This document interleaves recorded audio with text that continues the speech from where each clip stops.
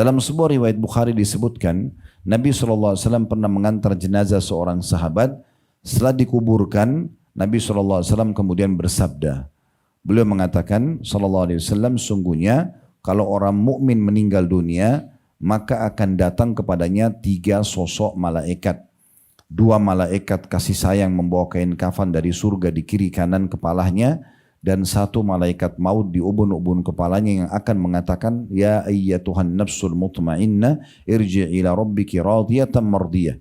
Hai jiwa yang tenang, kembalilah kamu kepada pengampunan dan rahmat Tuhanmu.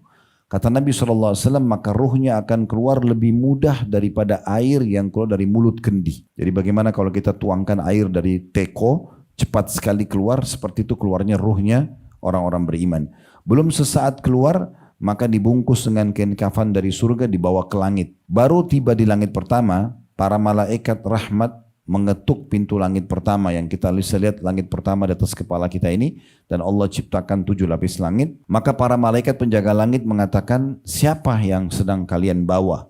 Maka kata malaikat rahmah, ini adalah Fulan bin Fulan, disebutkan namanya yang paling baik di dunia. Maka para malaikat penjaga langit membukakan pintu, dan akhirnya membuat seluruh malaikat yang di langit berharap ruh itu lewat di dekat mereka. Kata Nabi SAW, karena ruh orang beriman tadi itu mengeluarkan wangi lebih wangi dari bau kasturi. Ya, semoga insya Allah kita termasuk ini. Kemudian setelah itu, maka dia terus naik sampai ke langit ke-7, dan terdengar suara Allah Subhanahu wa Ta'ala yang mengatakan, catatkan hambaku ini termasuk penghuni surga, kembalikan dia ke dunia karena di sana saya ciptakan, di sana pula saya akan bangkitkan. Maka pada saat itu dibawalah ruhnya oleh malaikat rahmat tadi ke kuburan bersamaan dengan keluarganya mengantar jenazahnya atau jasadnya. Begitu dimasukkan ke dalam kuburan jenazah itu, maka ruhnya pun dimasukkan kembali ke dalam kuburan tadi. Ini prosesi kematian sekaligus masuknya awal ke alam barzah. Setelah itu, kata Nabi SAW, dia masih bisa mendengarkan 3 langkah trompa sendal pengantarnya. 3 langkah saja, setelah langkah ke-4 sudah tidak bisa lagi. Kemudian ya, akan datang kepadanya Munkar dan Nakir, 2 malaikat yang bertugas khusus untuk menanyakan kepada dia pertanyaan yang sudah masyhur.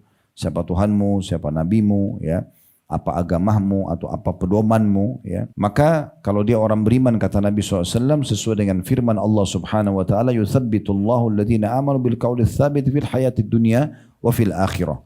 Sesungguhnya Allah akan menetapkan di lisan orang-orang beriman jawaban untuk menjawab pertanyaan di dunia dan juga di akhirat.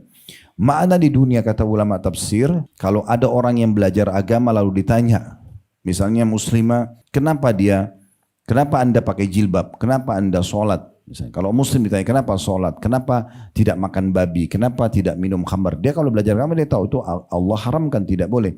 Kenapa anda sholat? Karena saya diperintahkan. Dia punya jawabannya. Dan di ayat ini dikatakan dan di akhirat. Pertanyaan di akhirat. Kata ulama tafsir maksudnya di alam barzah. Pertanyaan Munkar Nakir, orang beriman akan bisa jawab dengan sangat mudah.